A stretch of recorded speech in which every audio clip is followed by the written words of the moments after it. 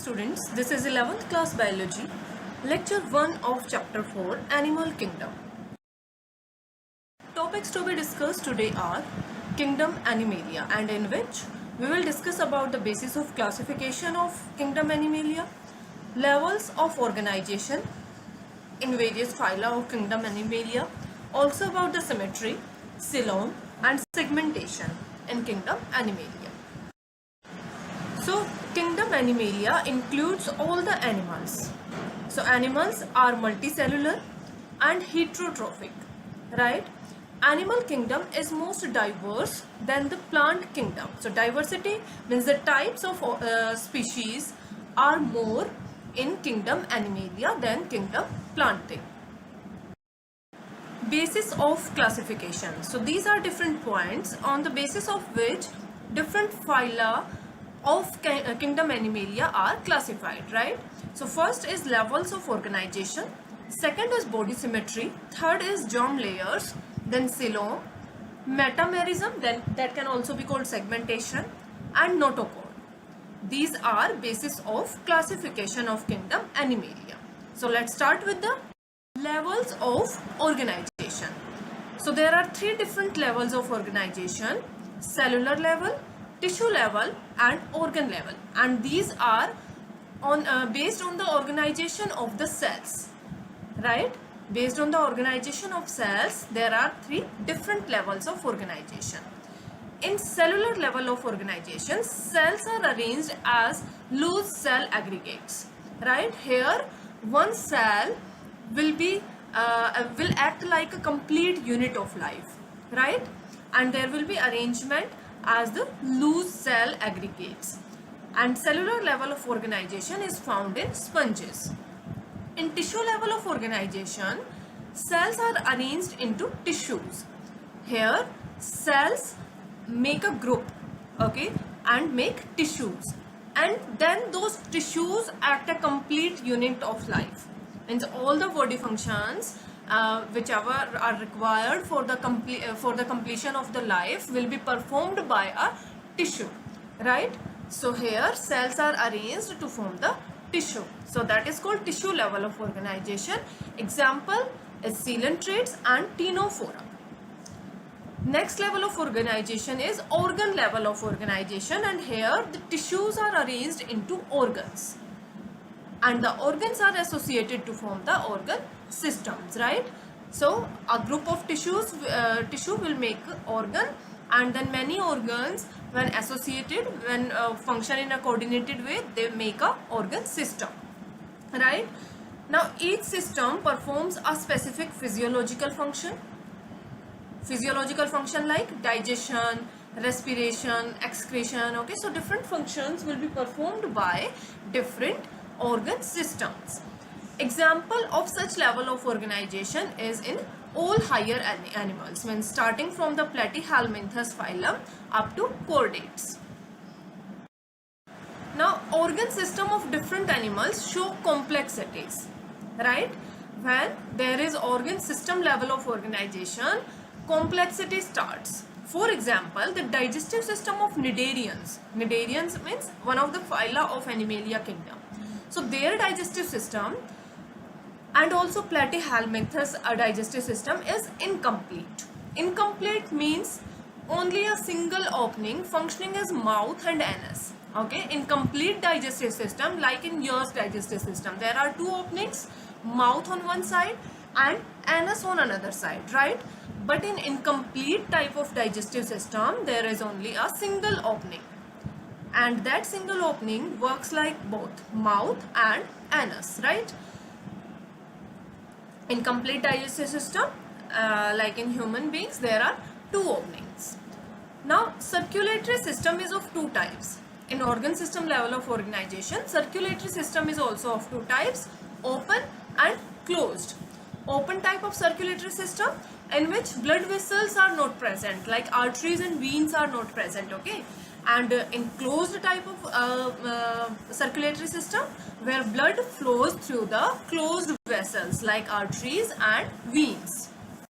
Next point as the basis of classification of Animalia kingdom is body symmetry. So there are three types of symmetry found in the animals of Animalia kingdom. In different phyla, there are different types of symmetry. Here you see first type of symmetry is asymmetry. So some animals are asymmetric, some are having radial symmetry, and some are having bilateral symmetry. So these are three types of body symmetry. In asymmetric type of body symmetry, here you see this is an example. This is a sponge, okay, porifera. So no body symmetry is found here. That's why this is asymmetric, right? Now second is radial symmetry, and here in radial symmetry, what happen when body is divided by any plane, okay? When any plane pass through the body, then what happened? Then body will divide into two equal halves, okay? So any plane can divide the body into equal halves. That is called radial symmetry, right? And it is found in coelentrates and ctenophora. Then third type is bilateral symmetry, and here you can see in bilateral symmetry there will be only one plane, okay, which can divide the body into equal halves. In bilateral symmetry, body can be divided into two right and left halves by a section passing through the longitudinal axis. So here also you can see a plane passing through the longitudinal axis can divide this fish into two equal halves, but this plane cannot divide, right? So this is different from the radial symmetry. In radial symmetry, any plane can divide the body into two equal halves, but in bilateral symmetry there will be only one plane which can divide the body into two equal halves. And examples of bilateral symmetry are all the vertebrates. In all the vertebrates the bilateral symmetry will be found. That's why in fishes and also in human being, right? And in many invertebrates also it is found. Now germ layers. So what are germ layers? First of all, these are the layers which are formed during the development of embryo, right? So the layers of gastrula. Gastrula is a developmental stage when zygote starts development and it develops to form a complete adult organism. Then a stage in between is called gastrula. So the layers of gastrula are called germ layers, and from these germ layers all the body organs are formed, right? Now based on the number of germ layers, that how many germ layers are present at the gastrula stage, animals are of two types, diploblastic and triploblastic. Here then, as the name is indicating, diplo means two. So in diploblastic animals, two germ layers are present. On outer side there will be ectoderm and on inner side there will be endoderm. Examples are sponges and coelentrates. Here you can see presence of two germ layers. This is ectoderm on outer side, and on inner side this one is endoderm, and in between the ectoderm and endoderm, this is mesoglia. Okay, so this is not a well differentiated layer between these two. So these two layers are present here, and that's why these animals are called diploblastic. Sponges means porifera and coelentrates are diploblastic animals. Then what are triploblastic animals? Triplo means three, right? So here three germ layers are found. Outermost ectoderm, then middle layer that is called mesoderm, and inner layer that is called endoderm. So here you can see here what has happened between the ectoderm and endoderm. This is ectoderm and this is endoderm, right? So between the ectoderm and endoderm a third layer has been formed, right? This mesoglia which was present here, now it has formed mesoderm, right? So mesoderm is also present here along with ectoderm and endoderm. And such animals are called triploblastic animals. Examples are flatworms and mammals. Flatworms, two mammals. All the animals will have three germ layers, and all the animals are called triploblastic animals. Next level of classification is coelom. That is called body cavity. So presence or absence of coelom divides the animals into different phyla. So what is coelom? It is the space between body wall and gut wall. Here you can see this is gut, okay, and this is wall of gut, right, and this is body wall. So this is a space between body wall and the gut wall, and this space is called coelom, right? So it is a space between the gut wall and body wall, right? Coelom separates the muscles of gut and body wall, right? If it is a space between these two, then it is obviously separating the muscles of gut and the body wall. Now, on the basis of nature of coelom, animals are of three types. Those are acoelomate, pseudocoelomate, and eucoelomate, means having the true coelom. So here you can see these three conditions.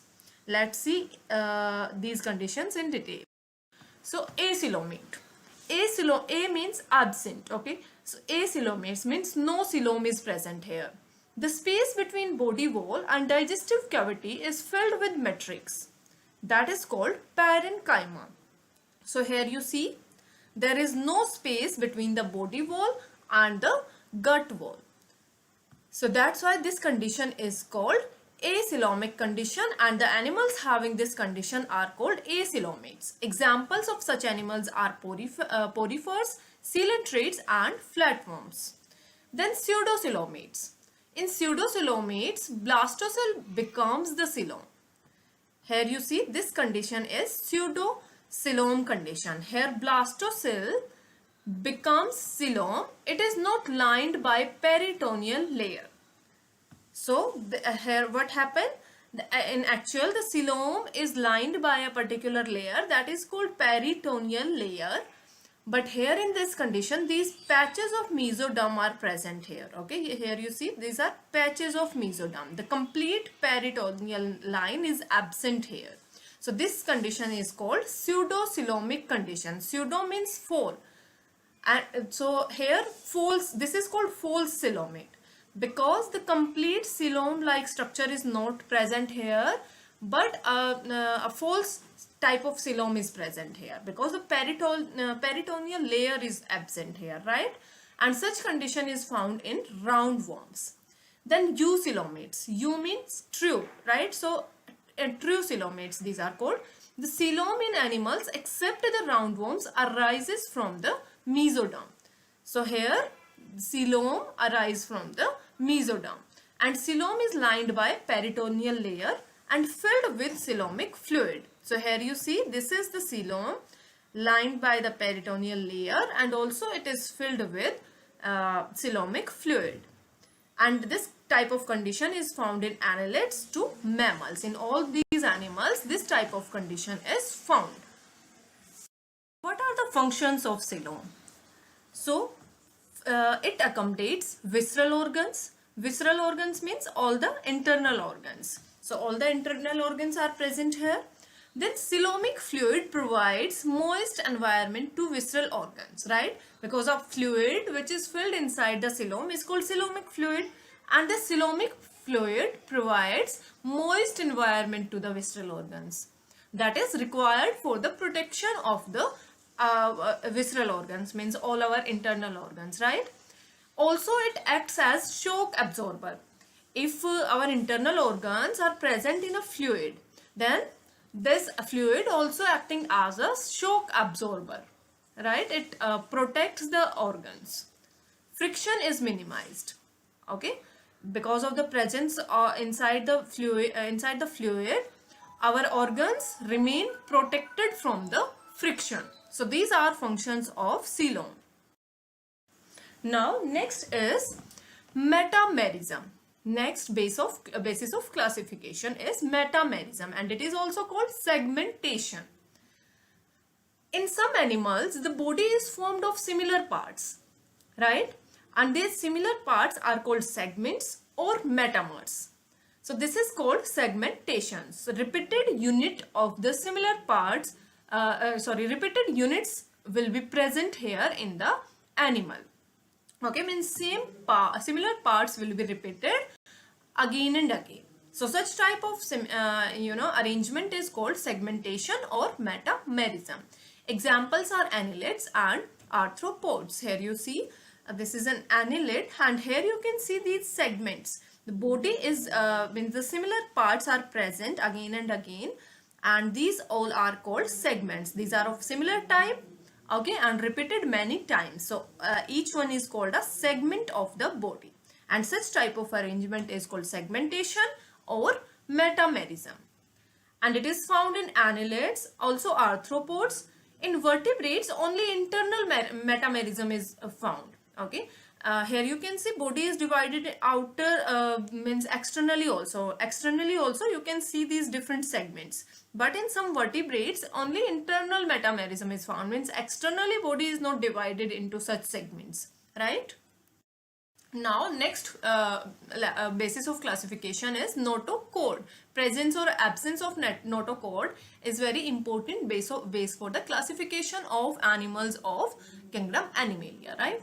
So it is a supporting rod. What is notochord? It is a supporting rod formed on the dorsal side during the embryonic development in some animals, right? During the embryonic development, when the zygote develop into adult human being, okay, that's complete time is called embryonic development time. So during that time, on the dorsal side of the body, a rod-like structure is formed. That is called notochord.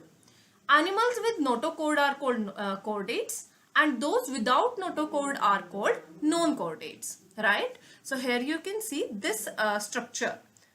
The structure present here is notochord. In some animals, this structure is present, and in some it is absent. So it decides whether the organism is chordate or notochord.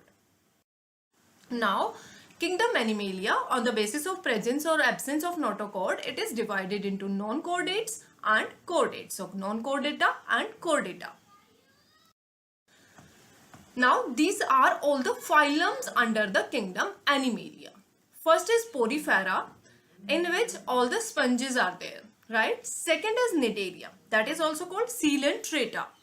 So jellyfishes is one example of the animals found under the phylum Cnidaria or Coelenterata.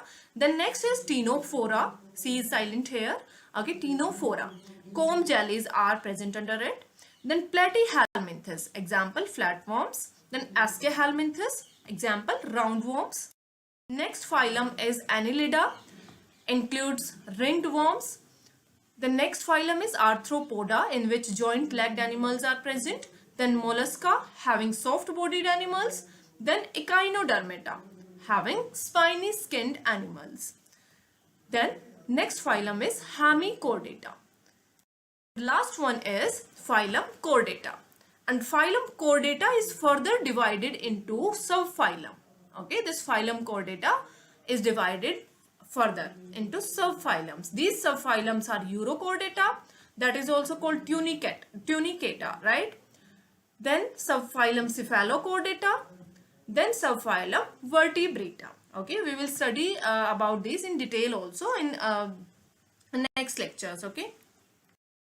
Now see here, this is like a summary for all the basis of classification for the different phylums of the Animalia kingdom, which type of characters are found in these different phylums. Okay, so let's see. First level of classification, you see that level of organization was there, right? So level of organization can be cellular level, tissue level, or organ and organ system level of organization. Okay, so let's see about the cellular level of organization.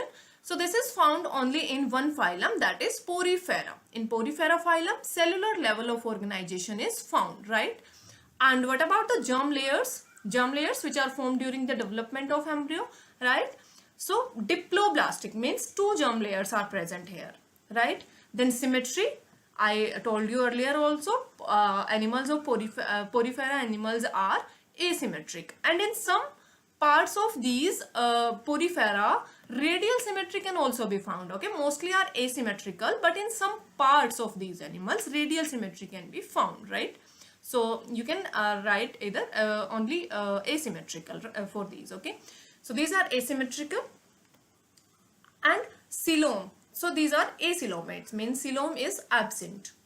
Then next phylum is Cnidaria or Coelenterata, and also Ctenophora, because both are having the same type of these things. Okay, so first is Ctenophora and the Cnidaria. Both are having tissue level of organization. Also, the germ layers, two germ layers are present in both. Both are having radial symmetry and both are acoelomate, right? So these are characteristics of these Cnidaria and Ctenophora. Then about the next phylum, that is Platyhelminthes. So animals of Platyhelminthes are acoelomate, means coelom is absent here also. Okay, these are having radial symmetry. These are also these are having bilateral symmetry, and these are triploblastic, right? And organ formation starts here. So organ level of organization is found here in the Platyhelminthes. Then about the Aschelminthes. Aschelminthes are called pseudocoelomates. Okay, these are the only animals which are pseudocoelomates. Okay, there are three phylum in the acoelomate category, but in pseudocoelomate there is only one phylum, that is Aschelminthes. Pseudocoelomate means full coelom is present, right? Now, Annelida. In Annelida, true coelom is present. In all these, Annelida, Arthropoda, Mollusca, Echinodermata, Hemichordata, and in Chordata also, true coelom is present, right? So these are called coelomates. And what about the symmetry? These all are having bilateral symmetry. So Annelida, Arthropoda, starting from the Platyhelminthes up to the Chordata, all will have bilateral symmetry and all are triploblastic, means three germ layers have been formed here, right? And level of organization is either organ level of organization or organ system level of organization. So organ system is formed in Annelida, Arthropoda, Mollusca, Echinodermata, and Hemichordata and Chordata, right? Now, based on today's topics, your homework is NCERT question number 1, 2 and 3. Thank you.